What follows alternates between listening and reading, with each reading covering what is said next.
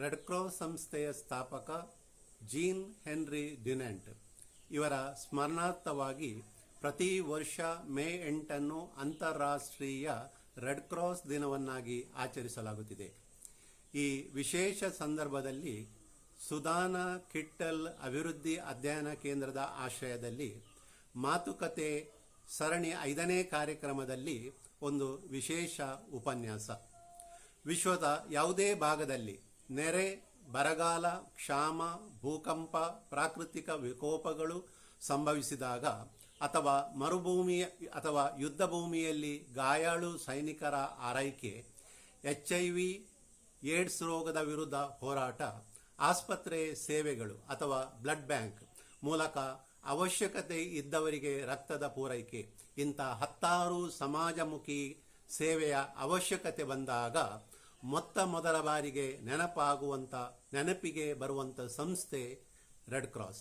ಪ್ರತಿ ವರ್ಷ ಮೇ 8 ಅಂತಾರಾಷ್ಟ್ರೀಯ ರೆಡ್ ಕ್ರಾಸ್ ಡೇ ಎಂದು ಆಚರಿಸಲಾಗುತ್ತಿದ್ದು, ಅಂದು ಅದರ ಮಾನವೀಯ ಸೇವೆಯನ್ನು ಸ್ಮರಣೆಗೆ ತಂದುಕೊಂಡು ಹೆಚ್ಚು ಜನರು ಅದರ ಮೂಲಕ ತಮ್ಮನ್ನು ಸೇವೆಗೆ ಪ್ರತಿಷ್ಠಿಸಿಕೊಳ್ಳಲು ಸಂಕಲ್ಪ ಮಾಡುವ ದಿನವಾಗಿದೆ. ರೆಡ್ ಕ್ರಾಸ್ ಸಂಸ್ಥೆಯ ಉದಯ. ಅಂತಾರಾಷ್ಟ್ರೀಯ ರೆಡ್ ಕ್ರಾಸ್ ಸಂಸ್ಥೆಯ ಹುಟ್ಟಿನ ಹಿಂದೆ ಐತಿಹಾಸಿಕ ಹಿನ್ನೆಲೆ ಇದೆ.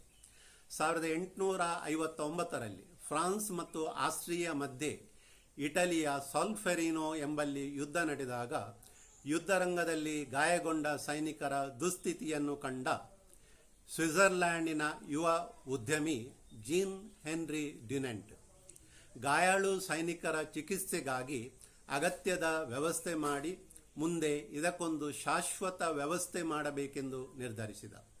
ಅಲ್ಲದೆ ಈ ಯುದ್ಧದ ಬಗ್ಗೆ ಮೆಮರಿ ಆಫ್ ಸಾಲ್ಫೆರಿನೋ ಎಂಬ ಕೃತಿಯನ್ನು ಬರೆದ ಡ್ಯುನೆಂಟ್ ಯುದ್ಧದಲ್ಲಿ ಗಾಯಗೊಂಡ ಸೈನಿಕರ ಚಿಕಿತ್ಸೆಗೆ ಒಂದು ತಟಸ್ಥ ಸಂಸ್ಥೆಯ ಅವಶ್ಯಕತೆ ಬಗ್ಗೆ ತನ್ನ ಕೃತಿಯಲ್ಲಿ ಒತ್ತಿ ಹೇಳಿದ್ದ. ಈ ಹಿನ್ನೆಲೆಯಲ್ಲಿ 1864ರಲ್ಲಿ ಜಿನೇವಾ ಕನ್ವೆನ್ಷನ್ ಅನ್ನು ಕರೆಯಲಾಯಿತು ಮತ್ತು ಅಲ್ಲಿ ಅಂತಾರಾಷ್ಟ್ರೀಯ ರೆಡ್ ಕ್ರಾಸ್ ಸಂಸ್ಥೆಯನ್ನು ಹುಟ್ಟುಹಾಕಿ ರೆಡ್ ಕ್ರಾಸ್ ಚಳುವಳಿಗೆ ಚಾಲನೆ ನೀಡಲಾಯಿತು. ಆ ಮೂಲಕ ಜೀನ್ ಹೆನ್ರಿ ಡ್ಯುನೆಂಟ್ ಅಂತಾರಾಷ್ಟ್ರೀಯ ರೆಡ್ ಕ್ರಾಸ್ ಸಂಸ್ಥೆಯ ಸ್ಥಾಪಕರಾದರು. ರೆಡ್ ಕ್ರಾಸ್ ಚಿಹ್ನೆ. 1864ರ ಜಿನೇವಾ ಸಮ್ಮೇಳನದಲ್ಲಿ ರೆಡ್ ಕ್ರಾಸ್ ಸಂಸ್ಥೆಯ ಹೆಸರು ಮತ್ತು ಅದರ ಚಿಹ್ನೆಯನ್ನು ರೂಪಿಸಿ ಅಂಗೀಕರಿಸಲಾಯಿತು.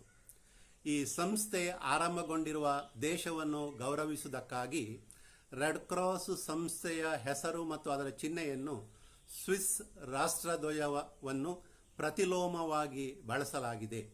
ಈ ಚಿಹ್ನೆ ಅಶಕ್ತರಿಗೆ ರಕ್ಷಣೆಯ ಪ್ರತೀಕವಾಗಿದೆ. ಅಲ್ಲದೆ ಅವಶ್ಯಕ ನೆರವು ಕೈಯಲ್ಲಿದೆ ಎಂಬುದನ್ನು ಸೂಚಿಸುವುದರೊಂದಿಗೆ ನೆರವಿನ ಅಗತ್ಯವಿರುವವರು ಸಹಾಯದ ನಿರೀಕ್ಷೆಯಲ್ಲಿರಬೇಕು ಎಂಬುದನ್ನು ಸೂಚಿಸುತ್ತದೆ. ಭಾರತದಲ್ಲಿ ರೆಡ್ ಕ್ರಾಸ್ ಸಂಸ್ಥೆಯ ಸ್ಥಾಪನೆ. ಮೊದಲ ಮಹಾಯುದ್ಧದ ಕರಿನೆರಳಿನಲ್ಲಿ ಭಾರತೀಯ ರೆಡ್ ಕ್ರಾಸ್ ಸಂಸ್ಥೆಯ ಉದಯವಾಯಿತು. 1914ರ ಹೊತ್ತಿಗೆ ಸೈಂಟ್ ಜಾನ್ ಆಂಬ್ಯುಲೆನ್ಸ್ ಅಸೋಸಿಯೇಷನ್ ಮತ್ತು ಬ್ರಿಟಿಷ್ ರೆಡ್ ಕ್ರಾಸ್ ಸೊಸೈಟಿಯ ಒಂದು ಶಾಖೆ ಭಾರತದಲ್ಲಿತ್ತು. ಆದರೆ ಭಾರತದಲ್ಲಿ ಅದರ ಅವಶ್ಯಕತೆಯ ತೀವ್ರತೆ ಅರಿವಾದಾಗ ಸರ್ ಕ್ಲೌಡ್ ಹಿಲ್ ಮತ್ತು ಗವರ್ನರ್ ಜನರಲ್ ಲಾರ್ಡ್ ಚೆಲ್ಮ್ಸ್ಫೋರ್ಡ್ ಇವರ ಪ್ರಯತ್ನದಲ್ಲಿ 1920ರ ಜೂನ್ 7ರಂದು ಸರ್ ಮಾಲ್ಕಮ್ ಹೈಲಿ ಅದರ ಮೊದಲ ಚೇರ್ಮನ್ ಆಗಿ ಭಾರತೀಯ ರೆಡ್ ಕ್ರಾಸ್ ಸಂಸ್ಥೆಯ ಸ್ಥಾಪನೆಯಾಯಿತು. ಪ್ರಸ್ತುತ ವಿಶ್ವದಲ್ಲಿ 192ಕ್ಕಿಂತ ಹೆಚ್ಚಿನ ರಾಷ್ಟ್ರಗಳಲ್ಲಿ ರೆಡ್ ಕ್ರಾಸ್ ಸಂಸ್ಥೆಗಳಿದ್ದು ಭಾರತದಲ್ಲಿ 1100ಕ್ಕಿಂತ ಹೆಚ್ಚಿನ ಶಾಖೆಗಳಿವೆ.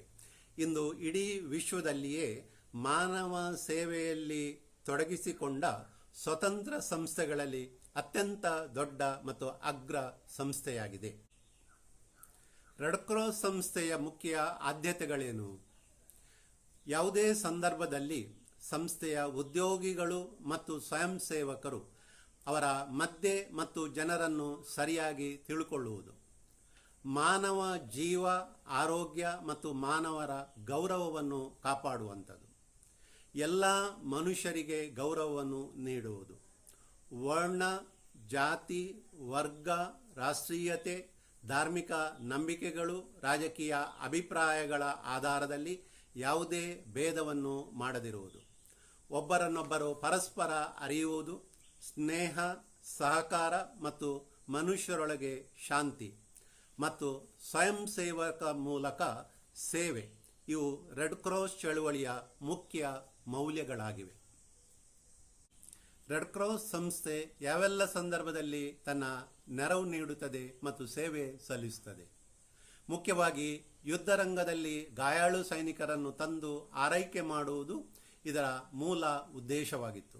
ಆದರೆ ಪ್ರಸ್ತುತ ಅದರೊಂದಿಗೆ ಭಾರತೀಯ ರೆಡ್ ಕ್ರಾಸ್ ಸಂಸ್ಥೆಯು ವಿಪರೀತ ಮಳೆ, ನೆರೆ, ಬರಗಾಲ, ಕ್ಷಾಮ, ಭೂಕಂಪ ಅಥವಾ ಬೇರಾವುದೇ ಭೀಕರ ಪ್ರಾಕೃತಿಕ ವಿಕೋಪಗಳಾದಾಗ ರೆಡ್ ಕ್ರಾಸ್ ಸಹಾಯ ಹಸ್ತವನ್ನು ನೀಡುತ್ತಿದೆ.